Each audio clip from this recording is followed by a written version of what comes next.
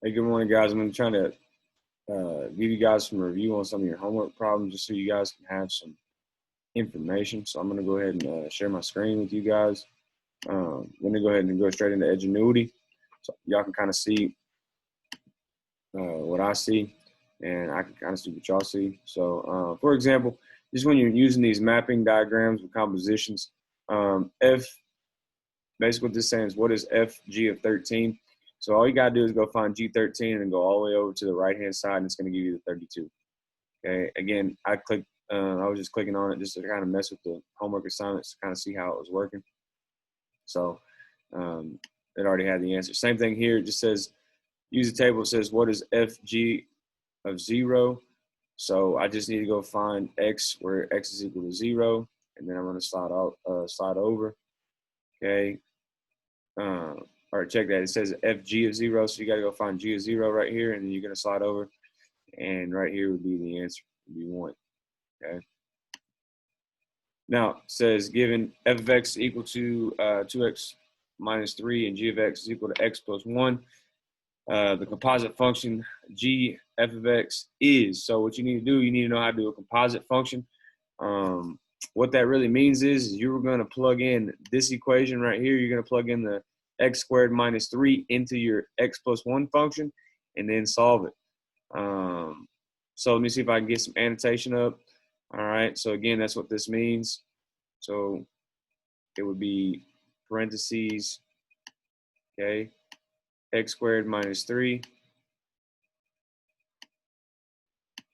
plus 1. Okay, I plugged the x squared minus 3 in for x. That's why I put the parentheses there, and then I put a plus 1, because that's what that equation says. Then all I need to do is simplify it. So negative 3 plus 1 would give me x squared minus 2. And again, you should see that drop down right there. There it is. Done. Okay, got that one right. Okay, so when you're doing domain, you guys kind of got to know what the function is right here. So anytime you have a division equation, you need the bottom not to be able to equal to 0 here. So if you're looking at this problem, give me 1 second. When you're looking at this problem right here, it says FG of x.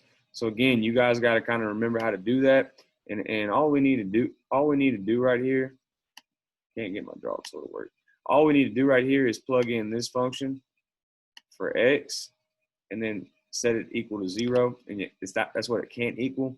So you would get 1 over, and then again, I always use parentheses here when I'm inserting x minus 2, okay, plus 5.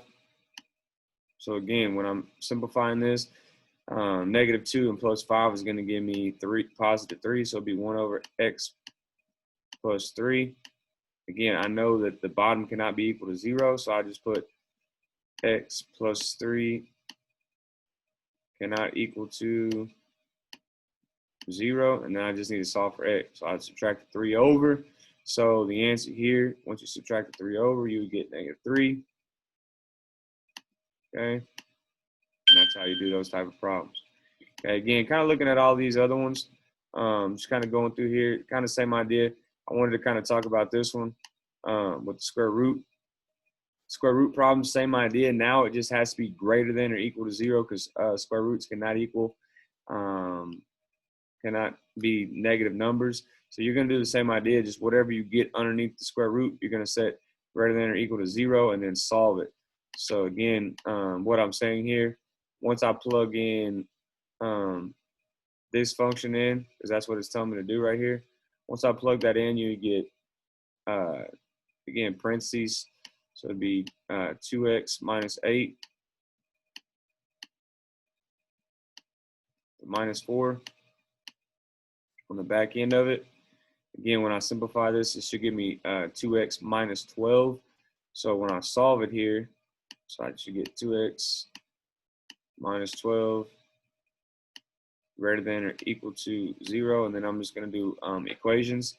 So I would add 12 over and then divide by 2. It's kind of hard because I'm using my computer screen, so it's kind of hard to write this. I'm just trying to talk it through. So then you get 2x greater than or equal to positive 12. And you divide by 2, so you're going to get x greater than or equal to 6. So all you guys need to do here is just put the number 6 right here. Get it right. Okay, so that's done for this lesson. I'm going to go ahead and go to the next lesson just so we can kind of be on the same page. Just give me a second so I can get kind of caught up where we're at. All right, so I'm going to go back to my home screen. Okay, again, don't worry about the due dates. I'm not really tripping about that stuff. So if we go down here to function inverses, so again, I'm going to go just to the assignment portion of it. Again, it depends on, go ahead and start on the first one. So it says identify the inverse g of x and given the relation f of x. So all you have to do here, guys, is you literally just flip the ordered pair. So like, for example, the first one's 8, 3. So to find the inverse, it's 3, 8.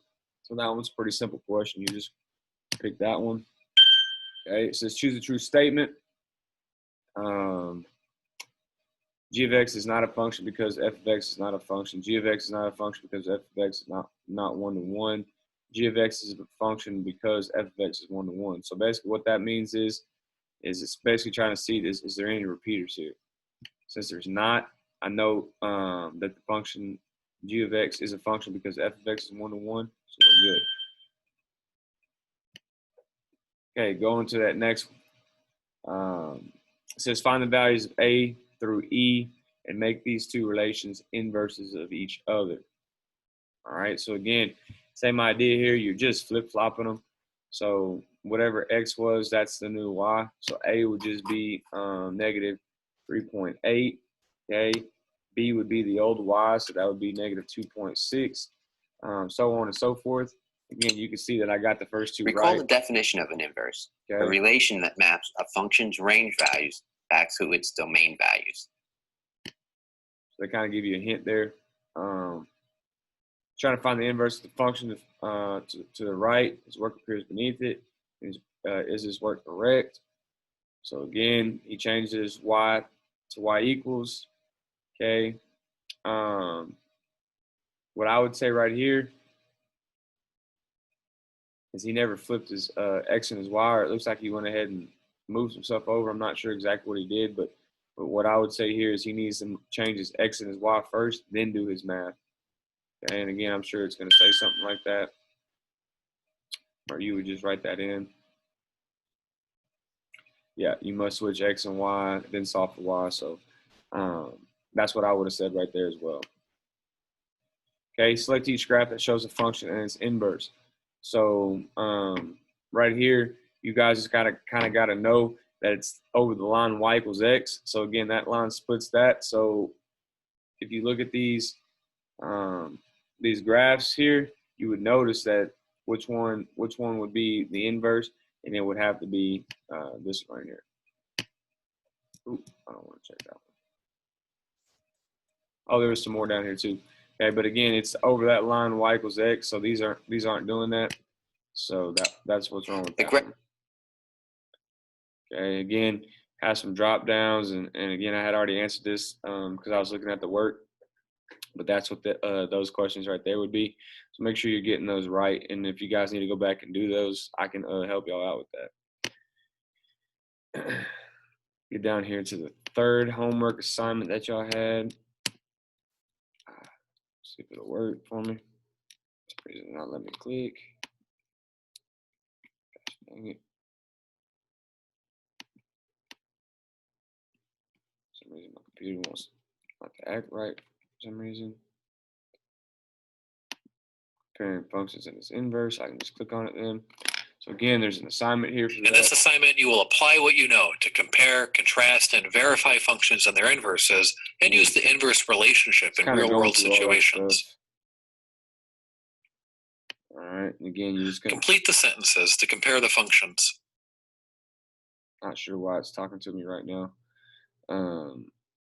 But it says the y-intercept of f of x has the same value as the, okay, as the, again, you would go ahead and put x-intercept of f or of the F inverse. Okay, x-intercept of F inverse. Again, the reason why is because you're flip-flopping those.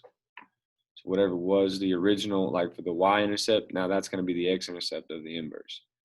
Okay, it says the function f negative 1 has a range including all values greater than or equal to 0. Therefore, that means it would be the domain of f would have that same thing. Okay, because again, whenever you're doing these two, you flip-flop domain and range, because again, domain and range just means x and y. So that's all you're doing here. Then you get that as a check mark. Determine the domain and range of the inverse function. So again, it talks about what the domain has and what the range has, the inverse function. So you would basically just say the opposite. So the domain would be all real numbers, and the range would be all real numbers greater than 0. So all real numbers and all real numbers greater than 0. So it would be C right here. Okay, real simple idea. Again, you're just going through there and working those problems. Just trying to give you guys kind of a little bit of brief overview of what's going on. And when you go to your unit test, okay, you go to your unit test review. Again, there's quite a few questions here. Okay, which function is the inverse? You guys can actually use a website I've told you guys called Mathway. If you don't know the process of it, you can at least type that in there, and it'll say find inverse, and then you can click on that, and it will find the inverse for you. Again, so it'd be like you'll just type in f of x, okay, is equal to, what is that, negative 5x minus 4.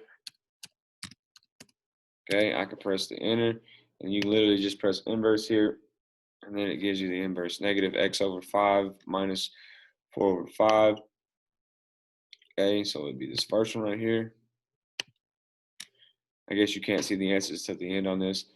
So it says if the function f of x is equal to mx plus b has an inverse function, which statement must be true? So biggest thing is right here, your m cannot be equal to 0. Consider the function represented in the table. Which point of the given function corresponds with the minimum value of its inverse function? Okay, so if you're looking at this one, this is let's see right quick. Give me 1 second. All right. Trying to make sure I got the right answer before I tell you guys. I don't want to tell you guys wrong because it's not showing me the answers here. Okay, anyway, I can't see it, but basically what's going to happen here is you need to flip them and then find the minimum value. So if you look right here, the minimum value point would be this one, I believe, right here. So if I submit this, okay, that's fine. Okay, we got 1 through 3 right. Again, you guys just need to go through here and just work on your different functions. Again, on these, just plug them in and then figure out what your range is. Composition, some just generic questions. Okay, this little statement right here, it says which verifies that f of x and g of x are inverse to each other. Okay, you want the compositions equal to x. So you want to do f of g of x is equal to x and g of f of x is equal to x. Okay, pretty simple statement there. Again, just kind of going through there. And then just kind of doing the compositions here. Hope that was beneficial, guys. I know it's not perfect, but I'm going to try to maybe weekly or bi-weekly at least try to get on here and try to show some example problems for you guys off your homework. So maybe you guys can go back if you need to and work them. If you're not 100% sure you want to rework the problems, just send me an email and I will open them. I'll resubmit them so you guys can work on them. Hope you guys have a great day.